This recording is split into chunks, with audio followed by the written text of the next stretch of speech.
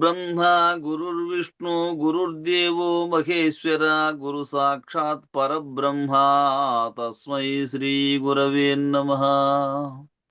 గురవే సర్వలోకానాం భిషజే భవరోగిణాం నిధయే సర్వవిద్యానాం శ్రీ దక్షిణామూర్తయే నమః.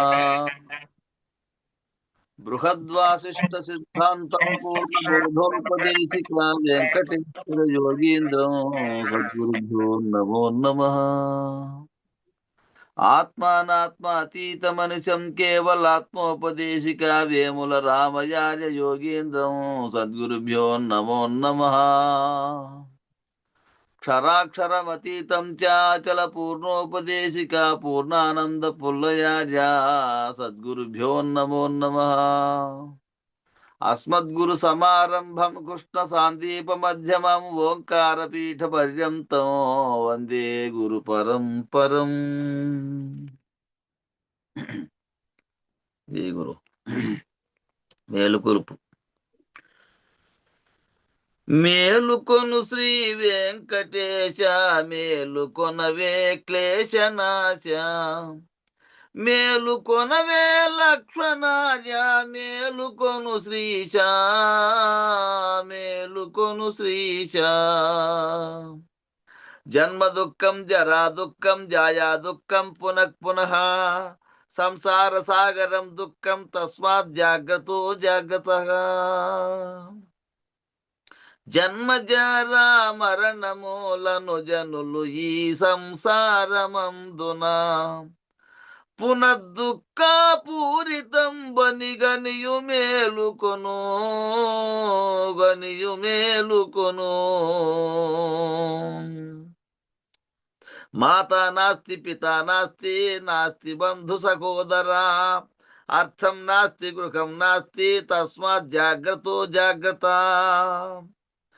తల్లిదండ్రులు అనుజవరులు ఎల్ల బంధో వర్గములు ఇల్లు ధనము ఎల్ల చూడగ కల్ల మేలుకొను కల్ల మేలుకొను.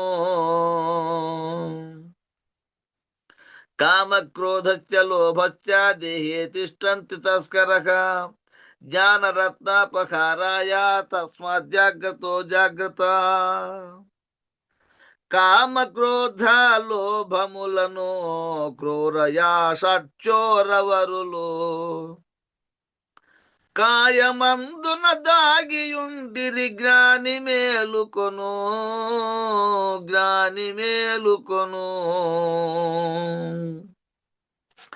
ఆశయాబద్ధతే లోక కర్మణ బహు చింతయేత్తు ఆయుక్షీణం న జానాతి తస్మాత్ జాగ్రత్తో జాగ్రత్తః. ఆశబద్ధ లోకమునను అరయ కర్మ చింత వలన ఆయువెల్లను తెలియకుండగా అరుగు మేలుకొను అరుగు మేలుకొను. జ్ఞానమజ్ఞానినిం దృష్ట్వా ద్వయోశ్చతి నిశ్చయః ద్వయోశ్చతి యజ్ఞానం తజ్ఞానం చ పరిత్యజేత్. జ్ఞాన జ్ఞానములను గాంచెయు జ్ఞాన ద్వంద్వంబును త్యజించెయు పూని మాని నట్టి నీవు సున్న మేలుకొను సున్న మేలుకొను. సంపద స్వప్న సంకాశం యౌవనం కుసుమోపమం విద్యుచ్చంచలమాయుష్యం తస్మాత్ జాగ్రత్తో జాగ్రత్త. స్వప్న సమమీ సంతతి గణ పుష్పమేయీ యౌవన స్థితి సత్యముగయా మెరుపు తీగితో సమమియాయుష్యం సమమియాయుష్యం. కృపను నీకు కింకరుండను కృష్ణ సింహుని వంక జూచియు జంక కనుతును శంక బాపను జనక మేలుకొను జనక మేలుకొను. మేలుకొను శ్రీ వెంకటేశ, మేలుకొనవే క్లేశనాశ. మేలుకొనవే లక్ష్మణార్య, మేలుకొను శ్రీశ, మేలుకొను శ్రీశ. జై శ్రీ సద్గురు ప్రభు మహారాజుకు జై. పూర్ణానంద పుల్లయాజులకు జై. విష్ణుఆనంద కృష్ణమూర్త్యాజులకు జై. అనంతకోటి గురు భక్త మండలికి జై. గురు పరంపరముకు జై. జై గురుదేవ. జై గురుదేవ. అందరికీ జై గురు. గురు పరంపరంకు జై. కన్నా 961.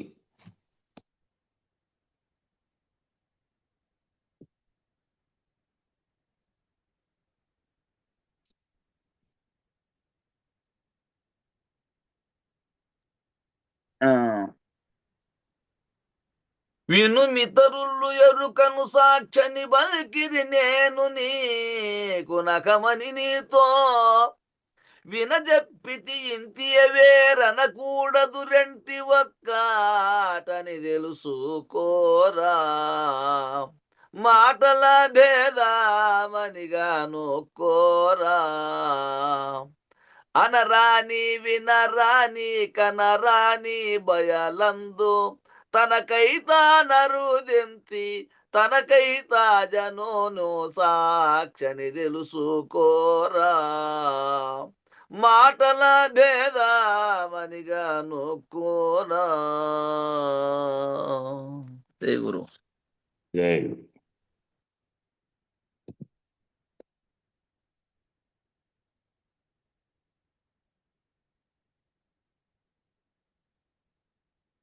అంతా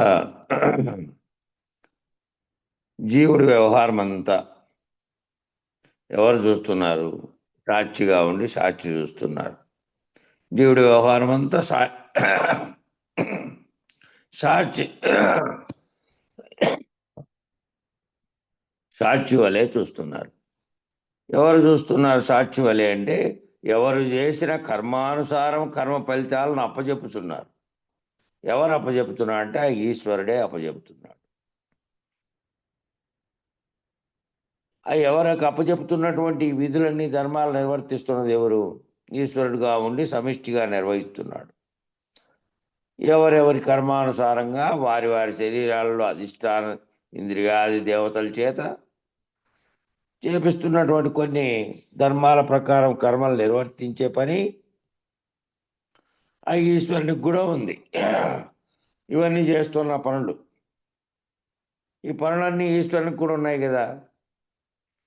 మరి ఈశ్వరుడు తన ఇంద్రియాది దేవతల చేత జీవుల యొక్క ఇంద్రియాలకు అధిదేవతలుగా వ్యవహరించి ఆ కర్మలన్నీ వారంతా చేస్తూ ఉంటే ఆ కర్మలకు విలక్షణంగా చూస్తూ ఉన్నాడు. కాబట్టి అందుకని సాక్షి అన్నారు.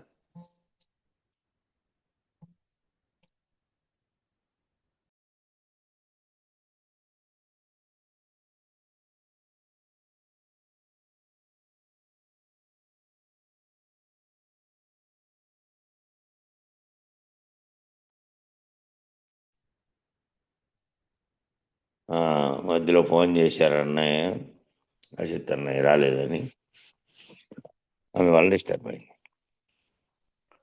కాబట్టి ఈ కర్మలన్నీ ఎవరికి వారు వాళ్ళు చేస్తుంటే వీటన్నిటికీ అధిష్టాన దేవతలు ఇంద్రియాలకు ఉండి ఆ ఇంద్రియాల అధిష్టాన దేవతలకు అధిపతిగా ఉన్నటువంటి సాక్షిగా ఉన్నటువంటి స్థితిలో ఎవరెవరి కర్మలను బట్టి వారి కర్మ ఫలితాలను పరుస్తూ ఉన్నటువంటి స్థితిలో ఈశ్వరుడు ఉన్నాడు.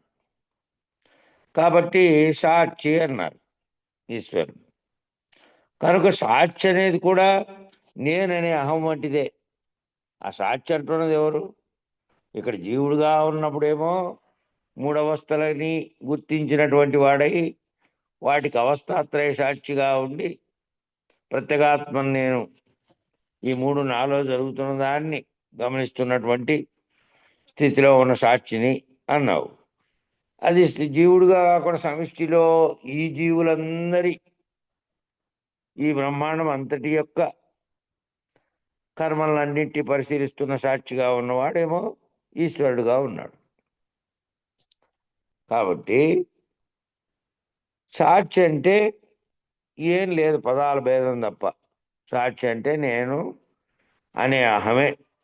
అది కూడా అది కాకపోతే నేనులోకి దిగి వచ్చి జీవుడుగా వ్యవహరిస్తున్న స్థితుల్ని తాను పైనుండి సాక్షిగా చూస్తూ తనలోనే తనకు జరిగేది జీవుడు చూస్తుంటే అంతటా జరుగుతున్న దాన్నేమో ఈశ్వరుడు చూస్తూ ఉన్నాడు. కాబట్టి సాక్షి అంటే నేననేదే నేననే అహం వంటిదే. నేననేవాడు ఉన్నాడు కదా, సాక్షిగా ఉన్నప్పటికీ నేననేవాడు ఉన్నాడు. ఉంటే కదా సాక్షిగా ఉన్నానంటున్నాడు.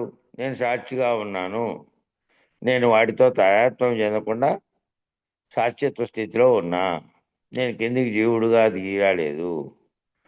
బ్రహ్మాండం అంతట్లో పనిచేస్తున్నప్పటికీ ఆడ కూడా సాక్షిగా ఉన్నా, కర్తగా కాకుండా ఈశ్వరుడుగా అనే పేరుతో ఉన్నప్పటికీ అక్కడ కూడా సాక్షిగా ఉన్నా, బ్రహ్మాండం అంతట్లా జరిగేటువంటి వాటన్నిటికీ. కాబట్టి సాక్షి అంటే అహం లేదని అనకూడదు. అహం లేదు, అహం రహితమైంది అనుకోవడానికి వీలు లేదు. ఎందుకంటే ఎప్పుడు దిగొస్తే అప్పుడు మళ్ళీ ఆ నేననేదే సాక్షి రూపంలో ఉంది అంతే. మళ్ళా క్రియారహితమై క్రియాశూన్యం నుంచి మళ్ళా ఏదో ఒక చర్య కర్మ ఫలితంగా చేస్తున్నట్టు మళ్ళీ మామూలుగానే ఉంది. నేను ఈ విధంగా ఉన్నానని చెప్తున్నది ఎవరు? ఆ చెబుతున్నవాడు ఉన్నాడు కదా, అది అహమే కదా అని అంటున్నారు. కాబట్టి సాక్షి ఉంటే, సాక్షి అంటే అహం లేదని అనకూడదు, రెండూ ఒకటే. అహం అన్నా సాక్షి అన్నా భేదం లేదు. ఇట్లా చెప్పడానికి వీలు లేనిది బయలు. ఇట్లా బయలుకి ఏమంటే ఏ లక్షణము లేదు. కాబట్టి ఇక్కడ ఒక లక్షణం ఏమిటంటే, ఇక్కడ సాక్షికి, పిన్నాణ సాక్షిగా ఉన్న నేనుకు, బ్రహ్మాండ సాక్షిగా ఉన్న ఈశ్వరునికి కొన్ని ధర్మాలు ఉన్నాయి. ఆ ధర్మాలు చేస్తున్నారు కాబట్టి ఆ ధర్మాలలో ఉన్నారు వాళ్ళు. కాబట్టి సాక్షిగా స్థితిభేదంతో నేను సాక్షిని, నేను ఈ విధంగా ఉన్నానని చెప్పినప్పటికీ కర్మలు ఆచరిస్తూ ఉన్నారు. ఈ విధమైనవి లేవు. ఎక్కడ లేవు? బయలులో లేవు. ఇట్లా చెప్పడానికి వీలు లేనిది బయలు. అనరాని వినరాని కనరాని బయలందు. అనడానికి వీల్లేంది, వినడానికి వీల్లేంది, కనడానికి వీల్లేంది బయలు. అట్లాంటి బయలందు చూడడానికి కనబడేది కాదు, అది చూడడానికి ఏమీ కనబడేది కాదు. ఇవన్నీ బయలందు లేవు. ఈ చెప్పినవన్నీ అనేటివి, కనేటివి, వినేటివి ఏమీ లేవు బయలులో. ఇవన్నీ తన్మాత్రలు. ఈ అనేటివి, కనేటివి, వినేటివన్నీ దేనిలతో ఉన్నాయంటే తన్మాత్ర సహితంగా ఉండే దానితోనే. వినపడడం అనేదేమో శబ్దగుణం, కనపడడం అనేదేమో వాటితో చూస్తున్నటువంటి దృష్టి, ఇతరత్ర స్పర్శ కానీ ఏదైనా కానీ తన్మాత్రలతో తెలియబడేదంతా కూడాను ఈ వ్యవహారమే, ప్రపంచమే, జగత్తే. అంతటితోనూ కలబడేది జీవునికి కనపడిని, బ్రహ్మాండంలో కనపడిని, ప్రకృతిలో కనపడిని ఏదైనా సరే అదంతా కూడా తన్మాత్రతో కూడిందే. బయలు అనేది తన్మాత్ర రహితం. బయలుకు బయలులో తన్మాత్రలు లేవు. అది వినపడేది కాదు, కనపడేది కాదు, అనేది వినేది కాదు. కాబట్టి ఇట్లా తెలుసుకోగా ఎప్పుడూ మార్పు చెందనిది బయలే ఉన్నది. ఎప్పుడూ మార్పు చెందకుండా, పరిణామం లేకుండా, ఒకసారి పుట్టుక, ఒకసారి పోకడ, ఒకసారి వ్యవహారం చేయడం, వ్యవహారం లేకుండా పోవడం, లేదంటే పరిణామం చెందడం, మార్పు చెందడం, ఇవన్నీ కూడాను బ్రహ్మాండంలో జరుగుతున్నాయి, పిన్నాండంలోనూ జరుగుతున్నాయి తప్ప బయలులో ఏ రకమైనటువంటి మార్పు కానీ, పరిణామం కానీ లేదు. వచ్చేది లేదు, పోయేది లేదు, దానికి తెలియదు కూడా. నీవే నీ తెలివితో వ్యవహరిస్తున్నావు తప్ప ఆ తెలివి ఎరుకే కానీ బయలు కాదు. ఆ నీ తెలివితోనూ నీవు వ్యవహరించే దానితోనూ బయలుకి ఏ సంబంధము లేదు. ఈ లక్షణాలన్నీ బయలుకు లేవు. ఈ లక్షణాలన్నీ నీవే. ఈ లక్షణాలన్నీ ఎవరికి ఉన్నాయంటే నీకే ఉన్నాయి. ఎరుకవే. ఇవన్నీ లక్షణాలన్నీ ఎరుకవే. సమిష్టిగా తీసుకుంటే బ్రహ్మవే, వెస్ట్గా తీసుకుంటే నీవు అట్లే సమిష్టిగా ఉండే చైతన్యంగా కూడా నీవే కాబట్టి ఆ స్థితి లేకపోతే నీవే బ్రహ్మవే అవి కూడా. కనుక బ్రహ్మనే లేకుండా చేసుకోవాలి. ఏ బ్రహ్మం అయితే సృష్టికి కారణమైనదో, దేనివల్ల అయితే ఏర్పడి బ్రహ్మాండం, ఆ బ్రహ్మాండంలో పిండాండాలు ఏర్పడడానికి, అనేకమైన జీవులు ఏర్పడడానికి, ఈ జనన మరణాలకు కారణమైనది ఏది అంటే ఆ బ్రహ్మమే. కాబట్టి దాన్నే లేకుండా చేసుకోవాలి. కాబట్టి ఎరుక బ్రహ్మాన్ని లేకుండా చేయాలి. ఎరుక బ్రహ్మం అని ప్రత్యేకంగా ఎందుకన్నారంటే ఇక్కడ ఉత్పత్తి కారకుడైనటువంటి, సృష్టికి అయినటువంటి సృష్టి స్థితి లయాలు మూడింటిని చేస్తున్నటువంటి ఎరుక బ్రహ్మం పరిపూర్ణ పరబ్రహ్మంగా ఉండేదానికి బయలుగా ఉంది. దానికి ఆ పేరు పెట్టారు కానీ నిజానికి ఆ పేరు కూడా లేదు, ఆ ఉనికే లేదు. ఇట్లా ఉంది అనేది లేదు. ఉన్నది ఎప్పటికీ ఉన్నప్పటికీ ఆ ఉన్నదనేటువంటి దానికి ఉనికి ఏమీ లేదు. ఉనికి ఉండేదంతా దీనికి, దానికి ఏమీ లేదు. అది ఉన్నానని చెప్పదు, దానికి ఏ కారణము లేదు. దాంట్లో ఉన్న దానిలో కారణాలతో దానికి సంబంధం లేదు. కాబట్టి ఎరుక బ్రహ్మాన్ని లేకుండా చేయాలి. నీకు కేంద్రం ఏది అంటే బయలును చూపించి అదిగో అదే లక్ష్యం. అది చేరుకునే వరకు అన్నిటినీ నిరసించాల్సిందే, సర్వమును నిరసించుకుంటా పోవాలి. అది నీకు ఆధారం అని చెప్పి ఆ ఒక్కొక్క దాన్ని నిరసించుకుంటూ ఇది నాకు ఆధారం అంటూ ఇక్కడికి వెళ్ళేసరికి మూలాధారం వద్దకు చేరావు. ఆ మూలాధారం దాకా పోయినావు ఇక్కడి నుంచి పయనమై. ఇప్పుడు ఆ స్థితిలోకి గురువు దాటిస్తే అక్కడ ఏమైంది? అదంతా నిరాధారం అయిపోయింది. ఇంకా అది లేనిది, అది కేవలం బయలుగా ఉన్నది. దానికి ఏ లక్షణాలు లేవు చెప్పలేదు కదా.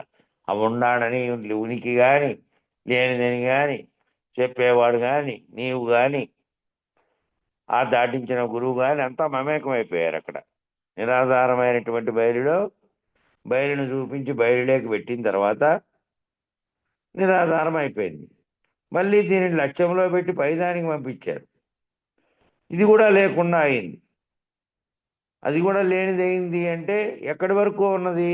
అక్కడి వరకు నీకు తెలియబడే కోసం ఈ పేర్లన్నీ పెట్టినటువంటిది కూడా నిరాధారంగా ఎటు చూసినా ఏ విధంగానూ దానికి ఏ విధంగానూ లేవు, ఏ రకమైన లక్షణాలు లేవు. సర్వలక్షణ విలక్షణంగా ఉంది అది. అక్కడికి పోయిన తర్వాత ఇంకా అక్కడ లేదు, ఇంకేమీ లేదు. చెప్పేది ఏమీ లేదు, చూసేది ఏమీ లేదు, ఉన్నదని చెప్పడానికి ఏమీ లేవు. అన్నిటికీ అతీతమైనటువంటి స్థితిలో ఉంది అది. ఇది కూడా లేనిది అయ్యింది. అది లేనిది అయిపోయింది. ఇంక అక్కడికి పోయిన తర్వాత ఇంక నువ్వు లక్షించాల్సింది ఏమీ లేదు. నీ లక్ష్యస్థానం లేకపోతే ఆ లక్ష్యస్థానం కూడా ఏమీ కానిది, ఏమీ లేనిది. ఉన్నది ఉన్నకేమో కానీ ఈ ఉత్పత్తి పరిణామ వికారములన్నీ ఏమీ లేవు. ఈ ఉన్నానని చెప్పే ఉనికి లేదు. చెప్పడానికి తగినటువంటి తన్మాత్ర కూర్తో కూడినటువంటిది ఏదీ లేదు. మాట కూడా లేదు, ఇట్లుందని వివరించి చెప్పడానికి కూడా లేదు. మరలా అది లేనిది అయింది. మరలా పైదాడిని లక్ష్యం పెట్టాడు.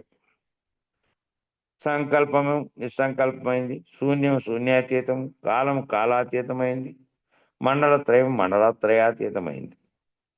ఏ రకమైన త్రిపుటి కానీ ఏమీ లేదు. ఇలా తిరుగుతూనే ఉంది ఎరుక. తిరుగుతూనే ఉన్నది ఏంటి అంటే ఎరుక తిరుగుతోంది. ఈ తిరుగుతున్న ఎరుక వల్లే ఆ తిరుగుతున్న ఎరుకకే సంకల్పం కట్టి ఆ సంకల్పంలో శూన్యంలో సర్వము ఏర్పడింది. ఆ సర్వంలో మళ్ళా బ్రహ్మాండం, ఆ బ్రహ్మాండంలో మండలత్రయం, మళ్ళా వాటిలో అనేకమైనటువంటి మిగతా కిందకు వచ్చినటువంటి పరిణామాలన్నీ ఉన్నాయి దాంట్లోని. కాబట్టి మొత్తం ఏమైంది? ఏది చేస్తోంది? ఏది సంబంధం లేకుండా ఎప్పటికీ ఒకే రకమైన తీరులో ఉంది. ఏది తిరుగుతూ ఉంది? ఈ తిరుగుతూ ఉన్నటువంటిదే ఎరుక. కాబట్టి దీనివల్ల ఈ ఉత్పత్తి పరిణామాలన్నీ అనేక సార్లు సృష్టి జరిగి అనేకమైనటువంటి వాటిల్లో మళ్ళీ బ్రహ్మాండ పిండాండాలు ఏర్పడుతూ ఉన్నాయి. వీటికి పులి స్టాప్ పెట్టాలి. మరి అంటే ఏం చేయాలి? వాటికి పులి స్టాప్ ఒకటి ఉందని తెలుసు. ఆ ఒక్కటి ఎప్పటికీ ఉందని తెలుసు. ఆ ఒక్కటి తెలిసిన తర్వాత అది ఉందో లేదో చెప్పేవాడు లేడు. ఆ ఉందో లేదో చెప్పేది లేదు.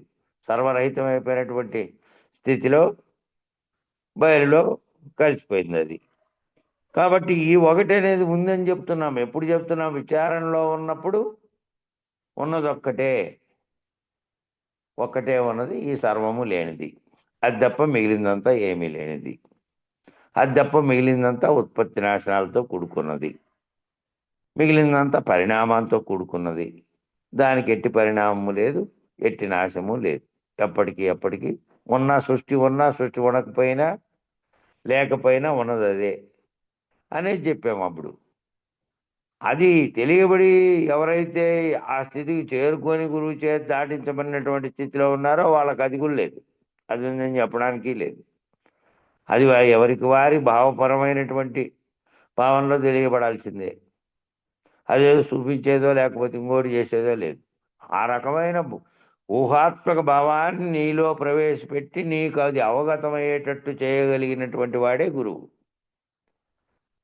అటువంటివి చేస్తున్నారు అంతే. కాబట్టి ఏం చేయాలి? ఒకటికి కుడి పక్కన ఏం వేసినా విలువ పెరుగుతుంది. అందుకని ఇప్పుడు ఏం చేశారంటే బ్రహ్మాన్ని నిరసించాడు కాబట్టి ఆ ఒకటి కూడా లేదు. ఆ ఒకటికి యువతల సున్నాలు పెడితేస్తే అది లేదు. ఏర్పడిండేది ఏది? సంకల్పం చేత ఓంకారం అనే దానికి ఏర్పడడానికి కారణమైనటువంటి అకార ఉకార మకారాలు ఏర్పడి దానికి అరసున్నతో కలిస్తే అవతల సున్న ఏర్పడి ఓం అయింది. ఆ ఓం అనే శబ్దంలోంచి పుట్టినటువంటివి మిగిలిన తన్మాత్రలన్నిటితో కూడి ఓదానికోటి జత అయ్యి అంత మొత్తం ఈ పరంపర అంతా అయింది.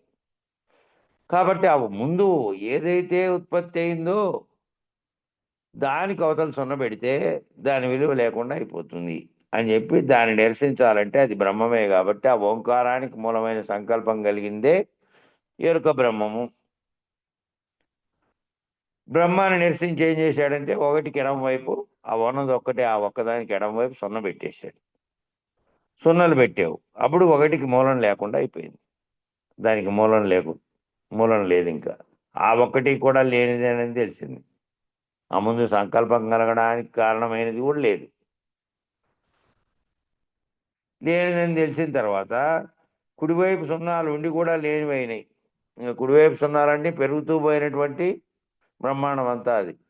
ఇంకా అది లేనిది. అవతల సున్న పెట్టిన తర్వాత ఇంకా దానికి యువతలు ఉండే ఉపయోగం లేదు. కాబట్టి అప్పుడు ఎరుక బ్రహ్మ కూడా ఉండి కూడా లేనివాడు అవుతాడు. ఎరుక బ్రహ్మం ఉండి కూడా లేనివాడు అయిపోయాడు. ఇంకా పరబయలును దర్శించినప్పుడు ఒకటి ఉన్నది లేకుండా పోలేదు కదా. ఇటువంటప్పుడు ఎరుకతో వ్యవహారం అంతా వచ్చింది. ఆ ఒకటి ఉంది, ఇటు తిప్పాను, ఆ సున్నాలన్నీ ఇప్పుడు సున్నాలు ఎన్ని చేర్చినా ఒకటికి విలువ పెరగలేదు కదా. పరబయలైన దాన్ని దర్శించినప్పుడేమో ఆ దర్శించిన వానికి ఇది లేనిది అని తెలిసిపోయింది. ఇది లేని దానికి ఇది లేనిది ఏది లేదు. ఎరుకతో కూడినటువంటి చేసినటువంటి బ్రహ్మము. దానికి అటువైపు తిప్పి అటువైపు దీనికి విలువ లేకుండా పోయి అటువైపు సున్న పెట్టాడు. కాబట్టి ఏది సంకల్పించి వస్తుందో అది నీలో రహితమైపోవాలి. దానికి అవతల పెట్టేస్తే ఆ సున్నాలన్నీ ఇప్పుడు ఎన్ని ఉన్నా కూడా విలువ పెరగట్లేదు, ఒకటిగానే ఉన్నది. ఆ ఒకటికి విలువ కడితే లేనిది అంటున్నావు.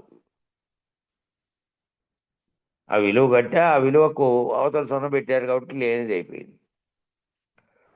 ఎప్పుడు అంటావు అంటే పరబయలు దర్శించినప్పుడు విచారణ చేసి ఒక్కటే ఉన్నంతసేపు ఒకటిని ఆధారం చేసుకుని సున్నాలు వేశారు. దర్శించగానే చేయడం ఆగిపోయింది. ఇంక చేయడం అనేది అంటే ఏది? ఈ చేయడం అంతా ఎరుకే కదా చేసినది. ఈ ఎరుకే దీన్ని నిర్ణయించింది, బ్రహ్మను నిర్ణయించింది, సున్నలు పెట్టింది ఇదే, విస్తృతం చేసింది ఇదే, కల్పించుకున్నది ఇదే, వ్యవహారం చేసింది ఇదే, పరిణామం చేసింది ఇదే, సర్వము ఇదే చేసింది. ఇది లేకుండా అయిపోతే తప్ప అది ఉన్నప్పటికీ దాని గురించి తెలిసినప్పటికీ ఇది వ్యవహారం చేస్తూనే ఉంటుంది. కాబట్టి ఇది లేకుండా అయిపోతే చేసేది ఏమీ లేదు. కాబట్టి పరబయలు అనే దాన్ని దర్శించిన తర్వాత ఇక మళ్ళీ ఇక్కడ వేయడం అనేది ఆగిపోయింది. విలువ ఏమిటి అంటే ఒకటికి కూడా విలువ లేదు. ఆ ఒకటి ఉంది అని చెప్పావు, ఇప్పుడు దాకా ఆ ఒకటే కారణం అన్నావు. ఆ ఒకటే బ్రహ్మాండానికి కారణమైంది. ఆ ఒకటి నీలో కూడా ఉండి నువ్వు సంకల్పించి చేసినటువంటి స్థితిలో నీలో ఉంది అది. ఆ ఒకటికి కూడా విలువ లేదు ఇప్పుడు. ఇంకా ఉండి లేనిది అయినటువంటిది అయింది. బ్రహ్మం ఉండి కూడా లేనిది అయింది. నువ్వు ఉండి కూడా ఎప్పుడైతే నువ్వు గురువు ద్వారా బయలు దర్శించుకున్నావో ఉండి లేనివాడు అయ్యావు. ఉన్నప్పటికీ దానితో సంబంధం లేనటువంటి స్థితిలో ఉన్నావు, సంకల్పరహితంగా ఉన్నావు. అంతకుముందు ఉన్నటువంటి దానికి ఇప్పుడు ఏమిటి తేడా అంటే, ఇప్పుడు ఉన్నప్పటికీ కలలో జరుగుతున్న దాని వల్లే చూస్తున్నావు. నీ కర్మలు రద్దయిపోయిన తర్వాత, పూర్వకర్మలు ఇప్పటి కర్మలు అన్నీ రద్దయిపోయిన తర్వాత ఏ ఏ స్థితిలో నువ్వు మళ్ళీ కర్తగా కారణం కాకుండా, నువ్వు ఏ కర్మలకి కారణమైనటువంటిది లేనిది, ఇదంతా కేవలం కలవంటిది చేస్తున్నదంతా కూడాను చేస్తున్నప్పటికీ నువ్వు ఆ శరీర ధర్మంగా చేస్తున్న దానితో నీలో ఏది గుర్తిరుగుతోందో ఆ గుర్తిరిగేది దానితో తాయత్వం చెంది ఇది నేను చేస్తున్నాను అని అనట్లే. చేసేది చేసినప్పటికీ నువ్వు అంటకుండా ఉన్నటువంటి స్థితిలో ఉన్నావు కాబట్టి, ఆ స్థితి వచ్చిన తర్వాత అప్పుడు నీకు దాంతో సంబంధం లేనటువంటి ఆ జరిగేటువంటి వ్యవహారంతో ఏ విధమైనటువంటి సంబంధం లేకుండా అయిపోయింది. పరబయలు దర్శించిన తర్వాత వ్యవహారం అంతా ఎరుకే చేసింది కాబట్టి, అవన్నీ లేనివిగా నువ్వు చేసావు కాబట్టి, ఇంకా పరబయలు దర్శించినప్పుడు ఏం చేస్తావు? దానికి విచారణ చేసి ఒకటే ఉన్నంతసేపు ఒకటి ఆధారం చేసుకొని సున్నాలు వేసావు. అప్పుడు విచారణ చేసేటప్పుడేమో దాన్ని ఆధారం చేసుకొని దానికి సున్నాలు వేసి చేసావు. విచారణ అయిపోయింది. విచారణ స్థితిలో నుంచి గురువు నేను దాటించినటువంటి స్థితిలో, పరబయలు దర్శించినటువంటి స్థితిలో అది తెలియబడినప్పుడు, దర్శించడం అంటే తెలియబడ్డమే. ఇది దర్శించేకి దర్శించడానికి తగినటువంటి అవన్నీ కూడా లేవు. దానికి కనపడేటువంటి తన్మాత్రలు లేవు కాబట్టి, తన్మాత్ర రహితమైనటువంటిది కాబట్టి దాన్ని ఇట్లా అని చెప్పే వీలు లేనటువంటి స్థితిలో తెలియబడింది. తెలియబడి గురువు చేత తెలియబడి ఇంతకాలం దేని ఆధారంగా ఈ విచారణ అంతా జరిగిందో, దేని ఆధారంగా దానికన్నిటికీ విలువగట్టి సున్నాలేసావో అది లేనిది అయిపోయింది. ఇంకా దానికి ఏమీ లేదు. ఇంకా అది ఉన్నప్పటికీ విలువ లేదు. పరబయలు దర్శించగానే ఇంక వేయడం ఆగిపోయింది. దాని పక్కన ఇంక విలువ లేదని దాంట్లో లేదు, వేసేది లేదు. విలువ ఏమిటి అంటే ఒకటికి కూడా విలువ లేదు, ఆ ఒకటికి కూడా విలువ లేదు. అట్లా పరబయలుని దర్శించినప్పుడు ఎరుక లేకుండా పోయింది. ఏది ఉందని చెప్పడానికి లేదని చెప్పడానికి ఈ విచారణ అంతా ఏంది చేసింది అంటే ఈ ఎరుకే చేసింది. అప్పటి వరకు దాని అవసరం దానితోనే దాన్ని చేసింది. అప్పటి వరకు ఆ వెలుగంతా దేనికోసం, ఆ దీపం అంతా దేనికి పెట్టుకున్నామంటే నీ లక్ష్యం చేరే వరకు ఆ దీపాన్ని తీసుకొని అన్నీ చూసావు. ఆధారం అదే, దాంతోనే అన్ని సర్వము చేసావు. అయిన తర్వాత ఇంక అయిపోయి నిద్రపోయావు. ఇంకా దీపం ఉందో లేదో, దీపం వెలుగుతుందో ఆరిపోయిందో మధ్యలో పోయిందో దాంతో నీకు సంబంధమే లేదు. ఇంకా దానికి సున్నాలు వేసేది లేదు, దానికి విలువ కట్టేది లేదు, నువ్వు ఉన్నావో లేదో తెలియదు, అది ఉందో లేదో తెలియదు, ఏది లేదు. ఇంకా ఆ లక్ష్యం చేరే వరకు దాన్ని దాని యొక్క జ్ఞానం వెలుగులో ఎరుక చేతనే ఎరిగావు, ఎరుక చేతనే శోధించావు, ఎరుక చేతనే తర్కించావు, ఎరుక చేతనే ఈ మూలం లేని దాన్ని రెండింటి విచారణ చేసావు. విచారణ చేసిన తర్వాత తీసేసిన తర్వాత అక్కడికి పోయిన తర్వాత ఇంకేముంది, ఏముందో చెప్పేవాళ్ళు ఎవరు, చెప్పి గుర్తించేది కానీ లేదు. లేకుండా అయిపోయినటువంటి స్థితిలోకి పోయినాం. కాబట్టి బ్రహ్మముగా ఎరుకగా విశ్వములేకి ఈ విధంగా ప్రవేశించినప్పుడేమో నిరంతరాయంగా తిరుగుతున్నారు.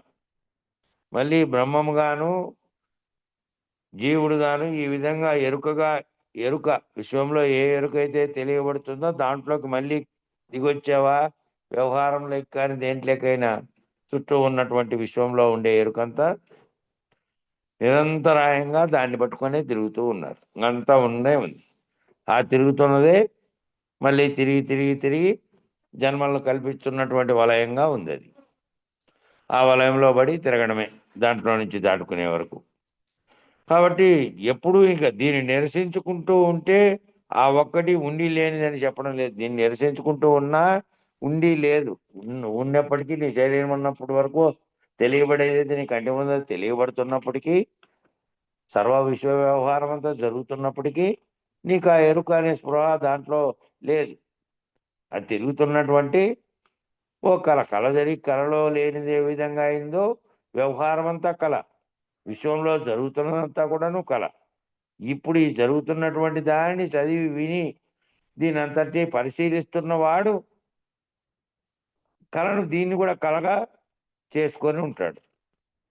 ఆ విధమైన నిరంతరాయంగా తిరుగుతూ ఉంటాడు. లేదంటే దీన్ని నిరసించుకుంటూ ఉంటే, అందుకనే దాన్ని ఏం చెప్పారంటే, ఈ తెలియబడినప్పటికీ మళ్ళీ నువ్వు నిద్ర వచ్చే వరకు నీవు చచ్చే వరకు ఈ రెండు మూల మంత్రాల్లో ఉండేటువంటివి అది లేని ఒకటే, ఇది ఎంత సర్వము లేనిదే, ఆ ఉన్నది ఒకటి ఉంది. ఆ ఉన్నది ఒకటి తెలియబడిన తర్వాత అది కూడా లేదని తర్వాత మంత్రం ఉన్నదని కూడా లేదు, మంత్రం ఉన్నది ఆ మంత్రంలో ఇది ఉందని కాదు.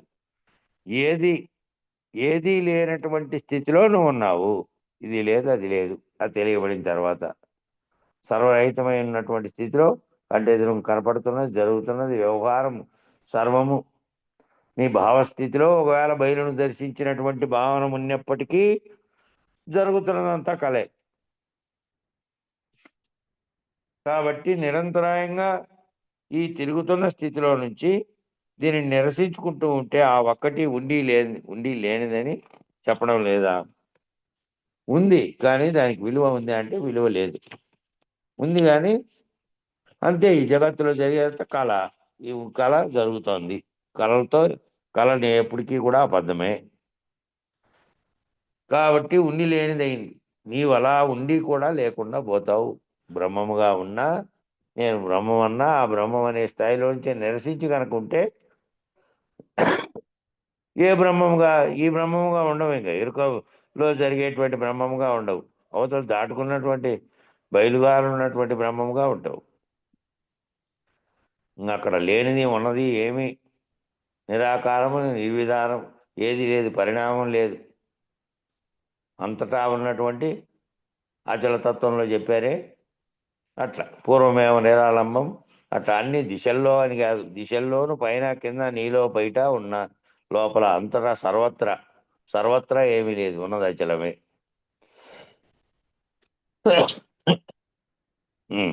63వ చెప్పన్నా అర్థం. చులుకని యుక్తిక నొక్కటి తెలిపెద విను సంధియంబు తీరును దీనం పలుకునగలిగిన అర్థము పలుకును విడనాడి నిల్వా పడుచోటింకేది రెండుగా ఒక్క పలుకే అయినది తెలియోమిలాగునా తెలివే దేహములయ్యే తెలివే తనువును పాసి తెలివి స్థిరముగా నిల్వబడు చోటింకేది రెండుగా ఒక్క పలుకే అయినది. ముఖ్యమైనటువంటి కన్నార్థాలు తీసుకొని వాటికి అన్వయం చెప్పుకుంటూ పోతున్నారు.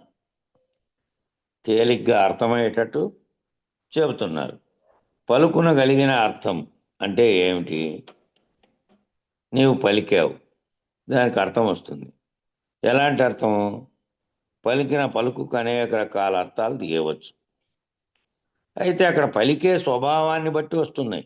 మీరు పలికే స్వభావాన్ని బట్టి వస్తున్నాయి.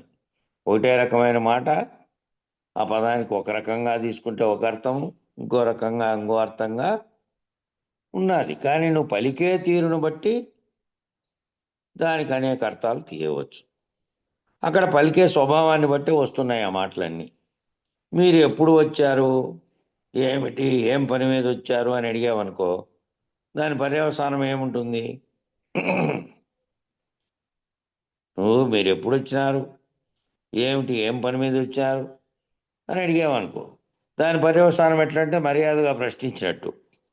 అదే మాట ఎందుకు వచ్చావు, చెప్పు, ఏం పని నీకు అని అడిగామనుకో, అప్పుడు ఏ విధంగా ఉంది ఇది? ఈ మాట తీరు, ఈ మాట అంతా స్వభావం మారిపోయింది. అడిగే దాంట్లో స్వభావం మారిపోయింది. ఇక్కడ ప్రశ్నించడం అనేది అది తెలుసుకోవడం, ఆ ముందుదేమో తెలుసుకోవడం కింద ఉంది. ఇదే విషయమే ఇదే అర్థమైనప్పటికీ అదేమో తెలుసుకోవడం కింద ఉంది. ఈ కిందదేమో ప్రశ్నించడం కింద ఉంది. తెలుసుకోవడానికి అడిగే తీరు వేరు, దానికి వ్యతిరేకంగా అదే అర్థం వచ్చినప్పటికీ మాట్లాడే తీరు స్వభావాన్ని బట్టి మారిపోయింది. కాబట్టి ఏం పని నీకు, ఎందుకు వచ్చావు, ఇలా అడిగామనుకో, అప్పుడు ఏముంది, ఎలా ఉంది, మీకు ఎలా ఉంది, ఎలా స్పందిస్తారు? పలుకులో దాని అర్థం ఇమిడే ఉంది. నీవు మాట్లాడేటప్పుడు నీలో ఒక స్పందన వచ్చింది ఆవేశంగా. ఆ వచ్చినందువల్ల ఈ విధంగా అడిగేటువంటి దాంట్లో, మాట్లాడే దాంట్లో స్వభావం మళ్ళా వచ్చి చేరింది. స్వభావం చేరకుండా అడిగితేనేమో ఆ పైన చెప్పిన విధంగా తెలుసుకునే పద్ధతిలో అడుగుతావు. మళ్ళీ వచ్చిందనుకో లోపల నుంచి ఈ విధమైన పద్ధతిలో అడుగుతావు. కాబట్టి ఆవేశం కలిగింది కాబట్టి ఈ రకమైనటువంటి మార్పులు కలుగుతాయి. ఇంకో విధంగా మాట్లాడినప్పుడేమో సరెండర్ అయిపోయావు. సరెండర్ అయిపోవడం అంటే లొంగిపోయావు అని. ఎందుకని? అది మాటే, ఇది మాటే. ఆ మాటకి అట్లా ఎందుకు అయ్యావు, ఈ మాటకి ఇట్లా ఎందుకు అయ్యావు? ఆ మాటకేమో అది చాలా గౌరవంగా ఉంది కాబట్టి ఆ చెప్పే ఆయన కూడా లొంగిపోయి జవాబు చెప్తాడు. పెద్దవాళ్ళు అడిగినప్పుడు వాళ్ళు ఏ విధమైన పద్ధతిలో అడిగారో దానికి లొంగిపోయి అయ్యా ఇదని చెప్పారు. ఎందుకు అయ్యాడు ఆ విధంగాను? ఆ మాటను బట్టి ఆయన, అంటే నువ్వు మంచిగా మాట్లాడిచ్చిన నీ పద్ధతిని బట్టి సరెండర్ అయ్యాడు ఆయన. నీకు లొంగిపోయిన స్థితిలో అడిగాడు. లేదు, నువ్వు మాటను బట్టి నువ్వు ధిక్కరించిన స్థితిలో, ప్రశ్నించిన స్థితిలో ఇంకో రకంగా అడిగావనుకో, ప్రసన్నత లేదు అందులో. కాబట్టి మూలము, అన్నిటికీ మూలం పలుకు. పలుకే అన్నిటికీ మూలం. ఇంతకుముందు ఈ బుక్ మొదలు పెట్టినప్పుడు, ఇంతకుముందు ఆ 7 గ్రంథాలు చదివినప్పుడు, అనుభవక్రమం అనేది చదివినప్పుడు దాంట్లో అంతా వచ్చింది. వ్యవహార రీత్యా నువ్వు మాట్లాడాల్సింది ఏమిటి, అంతా మాటలో ఉంది. ఆ మాటను బట్టి, స్వభావాన్ని బట్టి, నీలో ఉండేటువంటి దీన్ని బట్టి అవన్నీ ఏర్పడతాయి, చుట్టూ ఉండేటివి పరిస్థితులన్నీను. అట్లా మూలం పలుకు. అనుభవం కూడా మాటే కదా. ఆ అనుభవం కూడా ఏదైనా వచ్చినది మాటే. మంచిగా మాట్లాడినప్పుడు అదే ఫలితం, చెడ్డగా మాట్లాడినప్పుడేమో అదే ఫలితం. వేరుగా ఉన్నాయి. చెడ్డగా మాట్లాడినప్పుడు ఆ రెండిటి అర్థము ఒకటే అయినప్పుడు, రెండిటికి అర్థమేమో ఒకటే, కానీ పలికే తీరులో ఉంది తేడా అంతా. రెండిటికి అర్థమేమో ఒకటే. ఎప్పుడొచ్చావు, ఏమి, ఏం పని మీద వచ్చారు, ఎంతకాలం ఉంటారు అనేటువంటివన్నీ తెలుసుకోవడానికి అడిగినటువంటివి, అడిగి ప్రశ్నించి అడిగి నిలదీసి అడిగినట్లుగా ఉన్నటువంటివి. రెండిటికి ఏం తేడా అంటే రెండిటికి అర్థం ఒకటి అయినప్పటికీ పలుకి తీరు మారిపోయింది. పలికేటువంటి తీరు వేరే అయిపోయింది. అయితే ఈ పలికే తీరు పలుకు కలిసే ఉన్నాయిగా. పలికే తీరు పలుకు అనేది రెండు కలిసే ఉన్నాయి. కాబట్టి అట్లా ఒక్క మాటే రెండుగా ఎట్లా అయిందో, ఆ ఒక మాటే రెండుగా అయింది. మాటేమో ఒకటే, జవాబు దానికి ఒకటే. అట్ట చెప్పినప్పుడేమో ప్రసన్నంగా చెప్పినా ఒకటే, కోపంగా చెప్పినా మాట మాటే అయినప్పటికీ, దాని సమాధానం ఒకటే అయినప్పటికీ అట్లా రెండుగా ఎందుకు అయింది అంటే, ఈ తెలివి ఈ దేహం ద్వారా ఇట్లా అయింది. ఈ తెలివి ఏ ఎరుకైతే నీలో ఉందో ఆ ఎరుక ఈ శరీరం అనే దాంట్లో ఆపాదించుకొని, ఏదైతే దానికి కొన్ని లక్షణాలుండి స్వభావం ఉందో దానితో కలిసి పనిచేస్తోంది. కాబట్టి తెలివి కావాలంటే ఈ శరీరం కావాలి. శరీరం లేకుండా చేసుకోవడానికి ఏది, ఎలా, పలుకును ఆధారం చేసుకొని మంచి చెడ్డలు ఎలా వచ్చాయో, పరిణామం చెందాలంటే శరీరం ఆధారం. ఈ శరీరం అనే ఆధారంలో ఉండి, ఈ శరీరం అనే ఆధారంతో ఉన్న ఎరుకతో ఈ మంచి చెడ్డలకు సంబంధించిన పలుకులన్నీ ఇదే పలుకుతోంది. ఈ పలికిన దాంతో విచారణ చేసి ఈ సర్వము దీనితోనే మళ్ళీ రాబట్టి తెలుసుకుంటోంది. కాబట్టి పరిణామం చెందడమైనా సరే, పలుకులు పలకడమైనా సరే, ఆ పలుకులకు అంతకుముందు అజ్ఞానంగా ఉన్నదాన్ని పోగొట్టుకొని మళ్ళీ జ్ఞానం పొందాలంటే కూడా ఆ పలుకే. కాబట్టి ఆ పలికే విధానము, పలికే దాన్ని బట్టి అర్థం మారిపోయినప్పటికీ కూడా పలుకే ఆధారంగా ఉన్నది నువ్వు సర్వమును తెలుసుకోవడానికి. మళ్ళీ ఏమిటంటే దాంట్లో మంచి చెడ్డలు అనేటివి ఉన్నాయి.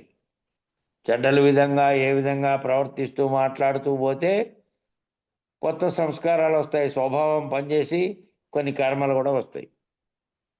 కాబట్టి పరిణామం చెందాలంటే లేదంటే మంచి చెడ్డలు తెలుసుకోవాలంటే శరీరం అనేది ఒకటి ఉండాలి. ఆ శరీరం ఉంటేనే ఆ శరీరం ఆధారంగా చేసుకొని ఈ పలుకులన్నీ పలికినాం, ఈ విచారణ అంతా చేసినాం. శరీరం లేకపోతే పరిణామం రావడానికి వీల్లేదు. మంచి అని కానీ చెడ్డని కానీ లేదంటే ఈ జనన మరణ హేతు ఇదేను అని తెలుసుకున్నది కూడా దీంట్లో ఉండి దీంతోనే విచారణ చేసి సర్వమును ఈ పలుకు పలకడానికి కారణమైన శరీరం అనే దాంట్లో ఉండే పలుకు పలికినం. కాబట్టి జనన మరణ రాహిత్యానికి కూడా ఇదే పనిముట్టే. ఇదే పనిముట్టుతోనే విచారణ, ఇదే పనిముట్టుతోనే ఈ గ్రంథాలన్నీ రాసి, ఇదే పనిముట్టుతోనే ఈ గ్రంథాలను విచారణ చేసి, ఇదే పనిముట్టుతోనే సర్వము చేశాము. ఇది ఒక పనిముట్టు. ఈ పనిముట్టు ద్వారా ఈ సర్వమును శోధించాం. కాబట్టి శరీరం లేకపోతే పరిణామం లేదు. శరీరం అనేది ఉండే దాంతోనే ఆ శరీరం అనే దాంట్లో చేరినటువంటి శరీరం అంటే అన్ని శరీరాలకి సంబంధించినటువంటి శరీరం లాగా కాదు, అన్నిటికీ శరీరం ఉంది. అన్ని జీవులకు శరీరం ఉన్నప్పటికీ, అన్ని జీవుల్లోనూ గుర్తెరిగే చైతన్యం ఉన్నప్పటికీ, ఆ చైతన్యానికి ఈ బుద్ధి విశ్లేషత అనేది విచారణ చేసే విశ్లేషణ లేదు దానికి. కాబట్టి మాత్రమే మానవ జీవితంలో వచ్చినటువంటి మానవ ఉపాధి తనను తాను తనకు అతీతంగా ఉన్నదాన్ని బ్రహ్మాండాన్ని సర్వమును విచారించి తర్కించి విశ్లేషించి ఆఖరకు దాని యొక్క మొత్తం అన్ని సారాన్ని తీసుకొని ఇది అని తెలపగలిగినటువంటి స్థితి కలిగినటువంటిది ఇది ఒక్కటే. దాని అడ్డంకులను అధిగమించి అవతలకి యువతలకి చూడగలిగిండేది, అన్నిటికీ చూడగలిగినటువంటి స్థితిలో ఉంది. కాబట్టి శరీరం లేకుండా పోతే పరిణామం లేదు. మంచి కానీ చెడ్డ కానీ ఏ విధంగా అయినా ఒక్క పలుకేమో ఒకటే, కానీ రెండు భావాలని తెచ్చింది, రెండు ఇచ్చింది. దేహభావం ఉంటేనే అన్నీ వచ్చినాయి. దేహభావము దేహము ఉంటేనే అన్నీ వచ్చినాయి. దేహభావం లేనప్పుడు ఏ గొడవ లేదు. దేహభావమే లేదనుకో ఏ గొడవ లేదు. దేహం వచ్చింది, ఆ దేహం మళ్ళీ దానికి జన్మ లేకుండా చేసుకోవడానికే కదా ఈ విచారణ అంత ఇంతగా చేస్తున్నది. కాబట్టి దేహభావం లేకుండా అయిపోవాలంటే నేను లేకుండా అయిపోవాలి. నేను లేకుండా అయిపోయినటువంటి స్థితిలో నేను ఆ బ్రహ్మమును సాక్షినిగా కూడా లేకుండా అయిపోవాలి. ఇంతకుముందు పరందాత్మ చెప్పారు. ఇంకా సాక్షి కూడా లేకుండా అయిపోయినటువంటి స్థితిలో ఉన్నదేదో ఉన్నది, దాంట్లో నేను ఉన్నానన్న దానికి ఏమిటికి కూడా ఆధారం కారణం ఏమీ లేవు. కాబట్టి దేహభావం లేనప్పుడు ఏ గొడవ లేదని, వాక్కు లేనప్పుడు మగవాడికి ఏముంది, పలుకులో భేదాలు లేవు. పలుకు యొక్క అర్థం మాత్రం గుణాలను బట్టి మారిపోతుంది. వానికి పలికేదే లేదు కాబట్టి పలికే దాంట్లో అర్థము లేదు, పలుకు భేదాలు లేవు. కానీ గుణాలు అయితే వానికి కూడా ఉంటాయి. మగవాడు అయినంత మాత్రాన పలకకుండా ఉన్నంత మాత్రాన కొన్ని గుణాలు చేరుకుంటే దాని ప్రకారమే ప్రవర్తిస్తుంటాడు. వానికి లోపల మనసు అనేది ఉంటుంది కదా, దాంట్లో జరుగుతూ ఉంటాయి. మాట బయటికి రాకపోయినప్పటికీ సంకల్ప వికల్పాలన్నీ, కోరికలు ఇతరత్ర ఏవైనా సరే దానితో కలుగుతూ ఉంటాయి వానికి, మగవాడైనప్పటికీ పలుకు లేకపోయినప్పటికీ. కాకపోతే ఇప్పుడు మాట్లాడేది ఉండదు కాబట్టి గుణాలను బట్టి దాంట్లో మారిపోతుంది. అర్థం లేని పలుకు హాని చేయదు. అయితే హాని చేసేది లేదు. మాట వల్ల వచ్చేటువంటి హాని, మాట వల్ల వచ్చేటువంటి శత్రుత్వము, కర్మలు ఇవన్నీ ఏమి రావు వానికి. మాట వల్ల రాదు, వ్యవహారం వల్ల మాత్రమే వస్తుంది. కానీ మాటలు మాట్లాడగలిగే వాళ్ళు మాట వల్ల అన్నిటి, ఇప్పుడు వానికి మగవానికి చెప్పాలనుకో, ఆ మొగ్గా ఉన్నటువంటి వానికి ఈ విధమైనటువంటి బోధలాంటివి విచారణ చేసి తెలుసుకోవాలంటే సాధ్యపడే విషయం కాదు. భక్తి మార్గంలో ఏదో ఒక లక్ష్యాన్ని పెట్టి దాని వైపు చూసి ఇదే చేసుకుంటుండు అంటే కళ్ళు మిత్రత్ర ఉంటాయి కాబట్టి మూగ ఒకటే, నోరు మాట లేదు. కానీ లేకపోయినా చూసి ఇతరులను చూసి దృశ్యము చూసి ఏదైనా చేయగలడు. అన్నిటిని వివరించి చెప్పాలంటే సాధారణమైనటువంటి పని, అసాధ్యమయ్యే పని కాదు. అర్థం లేని పలుకు ఆనేమి చేయదు. అర్థం మాత్రం సుఖాన్ని దుఃఖాన్ని రెండింటినీ కలగజేస్తుంది, అర్థం ఇచ్చేటువంటి పదం. కాబట్టి మాట్లాడేటప్పుడే చూసి మాట్లాడాలని ఎందుకు అన్నారంటే రెండింటినీ కలగజేస్తుంది అది, దుఃఖాన్ని సుఖాన్ని రెండింటినీ. కాబట్టి మాట్లాడేటప్పుడే చేసుకోవాలి. కనుక అర్థం ఉంటే ఎరుక, అర్థం లేకపోతే ఎరుక లేదు. అర్థము ఉండే పలుకు అనే పలుకు ఏంది? పలుకు అంతకుముందు ఉన్నటువంటి పలుకులు పశుపక్షాదుల్లాగా మానవుడు కూడా కొన్నాళ్ళు అర్థం లేని పలుకులే అనుకున్నాడు. దాన్ని ఏమన్నారు మన పలుకుల్లో ఏమన్నారంటే, మన నిర్ధారించబడినటువంటి పలుకు, దానికి ఏదో పదం ఉంది, ఆ, వైఖరి వాక్కు. వైఖరి వాక్కు అంటే అర్థవంతమైన పదాలకు ఏది మాట్లాడావో దాంట్లో వైఖరి ఉంది. వైఖరి, నీ వైఖరి ఏమిటో, నీ మాట ఏమిటో దాంట్లో తెలిసిపోతుంది వైఖరి వాక్కులో. అది లేనప్పుడు ఏమైందంటే పశుపక్షాదులు ఇతరత్రా ఉన్నటువంటి వాక్కు లాంటిది, కేవలం శబ్దంతో కూడినటువంటి శబ్దం, అంటే అర్థం లేనటువంటి శబ్దం.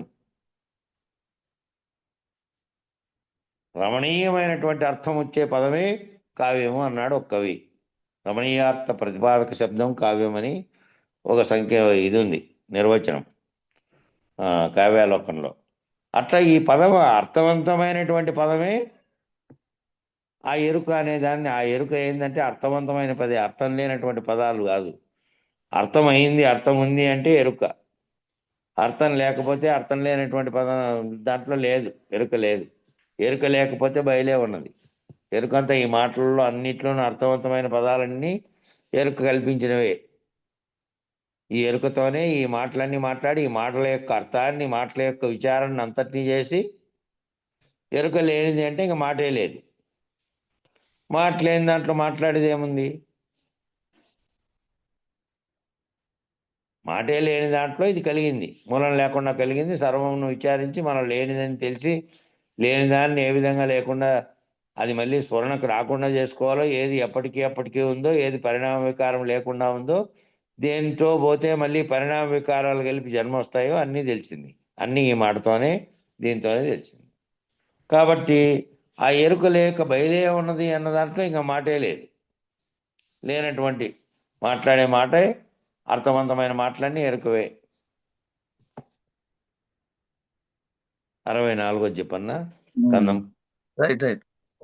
ఎరుకైన భూతముల నీ వెరుగుము ఆకాశముగా ఇంగలమును నీళ్ళిరవంద నేలయని నేనెరిగిన పద్ధతిని నీకు ఎరిగించినాను. ముజ్జగములయ్యను వీట్లతోనో పరిపూర్ణమందు కనపడుచు తమకు తామే మరి కానరావు ఇట్టి మార్గము కల వీటి నెరిగించినాను. ముజ్జగములయ్యను వీట్లతోనో.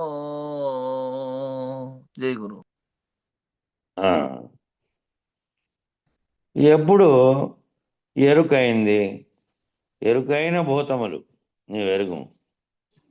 ఆ భూతములన్నీ పంచభూతాత్మకమైనవి, కానీ బ్రహ్మాండంగా ఏర్పడినది, నీలో ఏర్పడినవి. ఇవన్నీ ఎప్పుడు తెలిసాయి? ఎప్పుడు ఎరుకైంది? ఎప్పుడు ప్రపంచం వచ్చింది? పంచభూతములుగా ఉన్నప్పుడు ఎరుకైందా? సృష్టి తెలియాలంటే తన్మాత్ర సహితమైన భూతాలన్నీ నీకు తెలియాలి కదా. తెలిసినప్పుడే కదా సృష్టి ఈ విధంగా అయిందని నిర్ణయం చేయగలుగుతావు.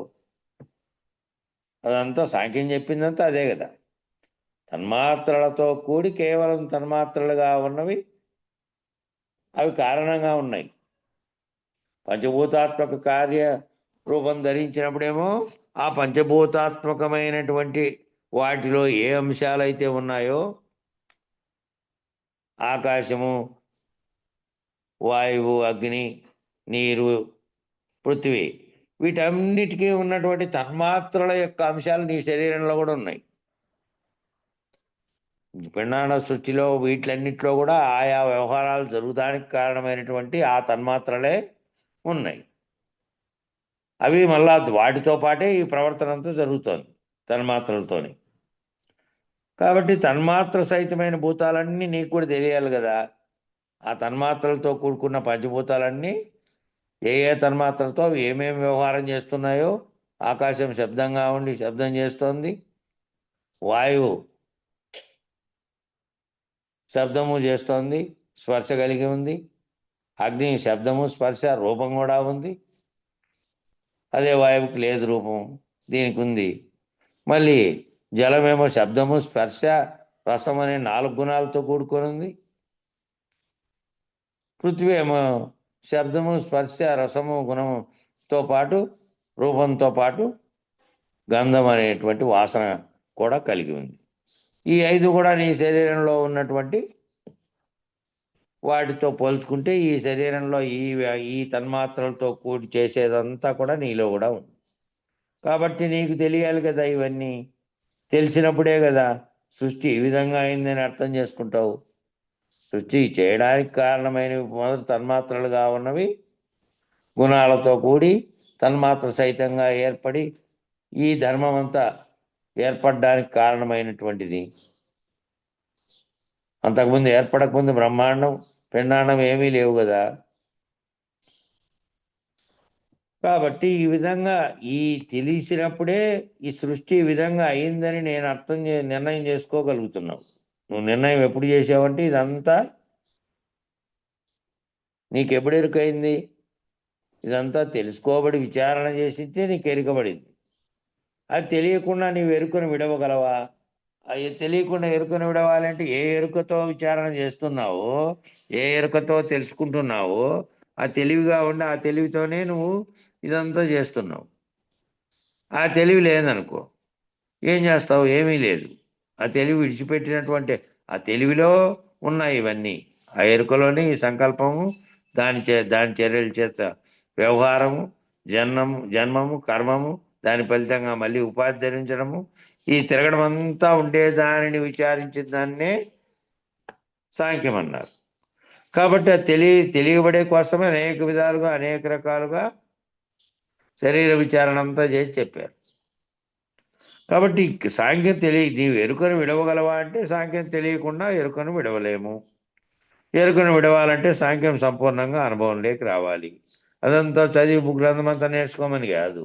ఊహాత్మకంగా ఇన్నిసార్లుగా ఇన్ని రకాలుగా చెబుతా అంటే ఏవి నీలో పనిచేసి కదులుతున్నాయో, కదలడానికి కారణమైనది ఏ తన్మాత్రల చేత నిన్ను కదిలిస్తోందో ఇక్కడ, దానికి కారణమైన మనసు అంతరంగం అనేది, దానికి కారణమైన ఆత్మప్రకాశం ఒకటి ఉంది. దాని చేత ఇవన్నీ ప్రతిబింబనయంగా అన్నీ కలిసి పనిచేస్తున్నాయి. మూల కారణమైనటువంటి దాన్ని ఛేదించుకొని పోవాలి అనేదంతా విచారణలో ఎందుకు చెప్పారంటే ఇవి వివరంగా నీకు తెలియబడితే ఇవి అప్పుడు సులభంగా నువ్వు అవగాహన చేసుకోవడానికి సులభమైపోతుంది. మాటలు చెప్తుంటేనే వాటితోనే నువ్వు నీలేకి చూసుకుంటావు. మరి ఎరుకను విడవాలంటే సాంఖ్యం సంపూర్ణంగా అనుభవంలోకైతే రావాలి. అనుభవంలోకి రావడానికి సులభ పద్ధతిలో అనుభవంగా వచ్చేకి తత్వాలలో కనిపెట్టినదంతా అదే.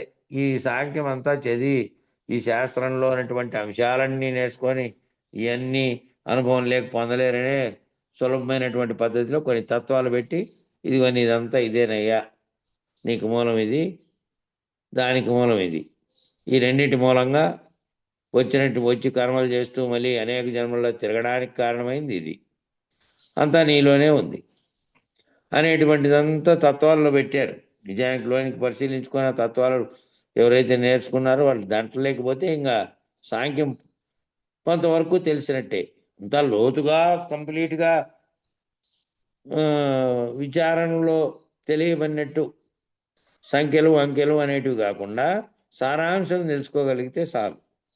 ఆ సారాంశం తెలుసుకుని ఆఖరి వరకు నువ్వు ఈ 2 ఎరుకలు నీకు నిర్ణయం కావాలి కదా. నీలో ఉన్న ఎరుక బ్రహ్మాండంలోని ఎరుకలు నిర్ణయం అయితే దాన్ని వదలడం అనేది అవతల సులభమైపోతుంది. అప్పటి వరకు నువ్వు దీన్ని అవగాహన చేసుకునే వరకు తెలిస్తే చాలు, మళ్ళీ సాంఖ్యంతో పని లేదు. ఎందుకంటే ఈ పుట్టడానికి కారణమైందే లేదు, జగత్తే లేదు, సర్వము లేనిది అవుతుంది కదా. అప్పుడు ఆ సర్వము లేనిది కావడానికి అదేందో తెలియబడితే కదా. ఆ లేనిది కావాలంటే లేనిది కావడానికి. కాబట్టి అనుభవం వచ్చినప్పుడే, ఎప్పుడైతే వచ్చిందో అనుభవం కనుక వస్తే నీకు ఎప్పుడు అనుభవం వచ్చిందో చదువుతున్నప్పుడే అది లేనిది అని తెలుస్తుంది. అట్లా అనుభవం కనుక వస్తే ఇది చదువుతాన్నప్పుడే అది లేనిది అనేది మీకు తెలుస్తుందట. అది ఉదాహరిస్తున్నారు. ఎందుకు అనుభవం రావాలంటే అనుభవం కనుక వస్తే ఇది చదువుకుంటూ పోతాంటేనే తెలియబడుతుంది. పంచభూత తన్మాత్ర సహితంగా సృష్టి అయింది. పంచభూతాలుగా సృష్టి కాలేదు. ఎప్పుడు సృష్టి అయింది? తన్మాత్ర సహితంగా ఒకదానితో ఒకటి కలిసినప్పుడు సృష్టి అయింది. పంచీకరణ వల్ల అయింది కనుక సాంఖ్యం కరతలామలకంగా తెలియాలి. కాబట్టి పంచభూత తన్మాత్ర సృష్టి తన్మాత్రల ఆధారంగా దాంతో కలిసి అయింది పంచభూతాలు అనేటివి. అట్లా ఊరికే అయిందా? ఊరికే దేనికి దానికి అవి ఎట్లా ఊరికే ఉంటే అయిందంటే కాలేదు. పంచభూతాలుగా సృష్టి అవంతకవి కాలేదు. ఏ దానికి అది ఉంటే కాదు. ఎప్పుడు అయింది అంటే తన్మాత్ర సహితంగా ఒకదానితో ఒకటి కలిసినప్పుడే అయింది. ఒకదానితో ఇంకోటి కలిస్తేనే అయింది. లేకపోతే ఏ దానికి అది ఊరికేనే ఉంది. ఎప్పుడైతే కలయిక మొదలైందో సైన్స్లో కూడా సైన్స్ వాళ్ళు చెప్పే ఆధారంగా ఇంతవరకు చెప్పింది ఏంటంటే అణువు పరమాణువులు అనేటివి ఉన్నాయి. అవి ఎలక్ట్రాన్లతో కలిసి ఒకదానికొకటి ఢీకొంటే ఆ ఢీకొన్నప్పుడు ఏర్పడినటువంటి ఒక విస్ఫోటనం నుంచి అనేకమైనటువంటి గోళకాలు ఏర్పడి ఆ గోళకాలన్నీ వేరువేరైనటువంటి గ్రహాలుగా మారి వాటి మీద ఎక్కడైతే ఉత్పత్తికి కారణమైనటువంటి పరిస్థితులు ఉన్నాయో అక్కడ ఉత్పత్తి జరిగి జీవసృష్టి జరిగింది అని ఇప్పటి వరకు సైన్స్ వాళ్ళు తేల్చింది. సాంఖ్యం కూడా దాదాపు ఒకదానితో ఒకటి కలియడం మూలంగానే తన్మాత్రలుగా ఉన్నటువంటి శబ్దంలో వాయువు కలిసి అగ్నికి కారణమైనదని, అది వాయువుతో కలిసి నీటికి కారణమైందని, అది మళ్ళీ నీటితో కలిసి పృథ్వీకి కారణమైందని ఒకదానికోటి అవన్నీ కలుసుకుంటా వచ్చిన తర్వాత ఏర్పడినటువంటివి. ఎక్కడైతే అన్నిటినీ కలిపినటువంటి అన్నీ కలిసినటువంటి దాని పరిస్థితులు ఉన్నాయో అనుకూలంగా అక్కడ ఈ ఉత్పత్తికి కారణమైనటువంటివన్నీ వచ్చినాయి. అవి లేని చోట ఏమీ లేవు. ఇప్పుడు అనేక గ్రహాలు ఉన్నాయి కొన్ని పైన, వాటన్నింటిలో జీవసృష్టి ఉందంటే లేదు. ఎందుకంటే ఈ పంచతన్మాత్రలకు సంబంధించిన అంశాలు అక్కడ లేవు. భౌతికంగా ఉంది, మట్టి ఉంది, రాళ్ళు ఉన్నాయి, అక్కడ కొండలాగా ఉంది. కానీ వాయువు లేదు, నీరు లేదు. మళ్ళీ అక్కడ వేడి లేదంటే ఇంతకంటే ఎక్కువ డిగ్రీలు ఉన్నాయి. వేడి ఉంది, ఎండా ఉంది, గ్రహము ఉంది, అన్నీ ఉన్నాయి, కానీ ప్రాణి లేదు. కాబట్టి అవన్నీ అక్కడ ఉన్నాయి. ఇక్కడ అనుకూలమైనటువంటి ఈ పరిస్థితులు ఎక్కడైతే ఉన్నాయో అక్కడ ఉన్నాయి. అది విచారణలోకి ఇదంతా తెలుసుకుంటే తన్మాత్ర సహితంగా ఒకదానితో ఒకటి కలిసినప్పుడు సృష్టి అయింది. అవి కలిసినప్పుడు ఒకదానితో ఒకటి ఎక్కడైతే కలుస్తున్నాయో అక్కడ మాత్రమే సృష్టి జరుగుతోంది. మిగిలిన వాటి చోట్ల తన్మాత్రలు అన్నీ కలిసి లేవు కాబట్టి అక్కడ ఏవి కలిసి ఉత్పత్తి చేయడానికి కానీ లేదా నాశనం చేయడానికి కారణమైనవి ఏమీ లేవు. కనుక సాంఖ్యం కర్తలామకంగా తెలియవాళ్ళు. సాంఖ్యం బాగా తెలియబడితే కేవలం విచారణతో మాట్లాడేటప్పుడే, తెలుసుకునేటప్పుడే, చదువుతున్నప్పుడే నీకు పూర్తిగా కొంతవరకు అవగాహన అయిపోయి సులభమైపోతుంది. అందువల్ల ముజ్జగములు అయ్యేను వీటితోనూ. 3 జగాలు అయిండేదంతా వీటితోనే. అంటే స్థూల, సూక్ష్మ, కారణ జగత్తులన్నీ ఏమిటి వల్ల వచ్చినాయి అంటే పంచభూతములు ఎలా కలిస్తే జగమైందో తెలియాలి. పంచభూతాలు ఏ విధంగా కలిసితే ప్రపంచమైందో నీకు తెలియబడితే ఆ 3 కారణం స్థూల, సూక్ష్మ, ఫస్ట్ ఏ విధంగా ఉంది? సూక్ష్మ స్థితిలో ఉంది. గుణాలతో కలవకుండా తన్మాత్రలుగానే ఉంటే తన్మాత్రలు మళ్ళీ కార్యరూపం ధరించినటువంటి స్థూల రూపం ఏర్పడడానికి ముందు ఉంది. గుణాలతో కూడి తన్మాత్రలతో కూడి ఒకదానికొకటి కలిసిన తర్వాత ఏర్పడినటువంటి రూపమే ఇప్పుడున్నటువంటి పంచభూతాలు. కాబట్టి ఈ పంచభూతములు ఎలా కలిస్తే జగమైందో ఆ జగంలో మళ్ళా అది సూక్ష్మ రూపం, మళ్ళీ స్థూల రూపం, అంతకుముందు కారణ రూపం, ఇవన్నీ విచారణ అంతా సాంఖ్యంలో తెలియబడుతుంది. వీటి ద్వారా సృష్టి అయింది. ఇవి లేనప్పుడు సృష్టి ఎలా అయిందో ఎవరికి తెలుసు? ఇవి లేనప్పుడు సృష్టి ఎలా అయింది? సృష్టి లేదు, ఇవి లేవు. ఇవి లేనప్పుడు సృష్టి లేదు. తన్మాత్రలు లేవు కాబట్టి వాటితో కలిసేది లేదు, సృష్టి జరిగేది లేదు. జరగకముందు ఈ విధంగా ఉందనే పరిస్థితిని ఊహించడానికే అటు ఆధునిక పద్ధతిలో వాళ్ళు భౌతికపరంగా పోతున్నటువంటి వాళ్ళు భౌతికపరమైన వస్తువులను ఆధారం చేసుకొని పరిశోధన చేస్తున్నారు సైన్స్ వాళ్ళేమో. వీళ్ళేమో సృష్టిలో జరుగుతున్న పరిణామాలను అంచనాగా వేసుకొని ఆ ఊహతో వీళ్ళు మునులైనటువంటి వాళ్ళు, అంతకంటే ముందులు ఈ సాంఖ్య శాస్త్రంతో సహా బయటికి వెలువరించినటువంటి వాళ్ళు, వీళ్ళు ఈ విధమైన ఆలోచనలతో తయారు చేశారు. కాబట్టి ఇవి లేనప్పుడు సృష్టి ఎలా అయిందో ఎవరికి తెలుసు? నీవు ఉన్నావా అప్పుడు నువ్వు లేవు. పంచభూతాలు ఉన్నాయా? తన్మాత్ర సహితంగా ఉన్నప్పుడే సృష్టి జరిగినాయి. తన్మాత్రలు లేనప్పుడు ఏమీ లేదు. ఒక వస్త్రం తయారైందంటే ఆ దారాలను విడదీసి చూడు, వస్త్రమే లేదు. దారాలు పడుగు పేక అని నిలువు అడ్డంగా పేర్చుకుంటూ పోయింటే దారాలన్నీ కూడిన తర్వాత బట్ట అయింది. దారాలు విడదీసి చూడు, ఎక్కడ పైన బట్ట. కాబట్టి తయారు కావడానికి అవన్నీ విడదీసి చూస్తే లేదు. కాబట్టి ఇవన్నీ ఏవి కలిస్తే అవుతుందో అదే సాంఖ్యము. ఇక ఈ దాంట్లోదే ఇంకా చాలా ఉంది, ఇక్కడికి ముగిద్దాం, సమయం దాటింది కాబట్టి. తన్మాత్ర సహితంగా కలిసినప్పుడు ఈ సృష్టి ఎట్లా ఏర్పడిందో ఆ కింద దాంట్లో మిగతా తెలుసుకొని రేపు అక్కడి నుంచి మొదలు పెడదాం. జై చెప్పన్నా, మంగళం చెప్పు. ఓకే. అంగాలింగముల ప్రసంగ మేరగి జీవాలింగ దేహము వేగ భంగ పరచి లింగము తానై పరంగనాలతో గుడి రంగు మీరంగా చేలంగేటి గురు నాకు మంగళము మంగళము సద్గురుదేవా మంగళము మంగళము. ఈడా పింగళులాతో జోడు బాయక హంసాజాడ తెలసి ఏడవ మేడ చేరి నాడు నేడనకాయి రేడు లోకములెల్లా వేడుకతో నాట్యమాడించే గురు నాకు మంగళము మంగళము. చండం సుశసి తారామండలం బులగుడి దండిగా దిశలెల్లా నిండుకొని అండా బిండ బ్రహ్మాండ భాండములెల్లా మెండుగా వ్యాపించి ఉండి నా గురు నాకు మంగళము మంగళము.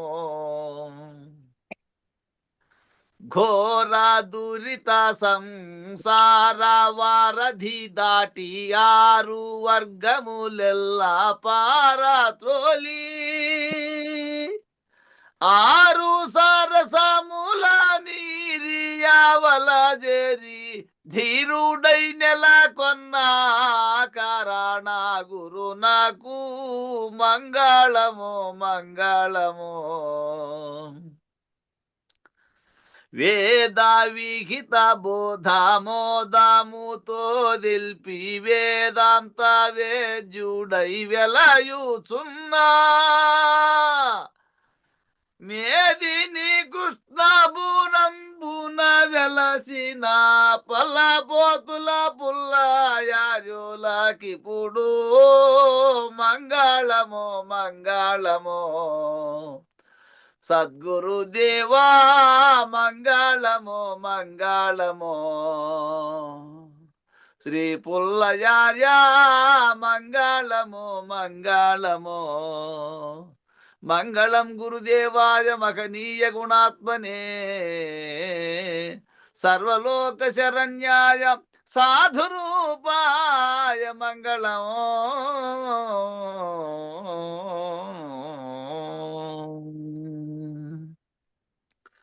జై శ్రీ సద్గురు ప్రభు మహారాజుకు జై. పూర్ణానంద పుల్లయాజులకు జై. విష్ణువానంద కృష్ణమూర్త్యాజులకు జై. అనంతకోటి గురు భక్త మండలికి జై. గురు పరంపరముకు జై. జై గురుదేవ. జై గురు.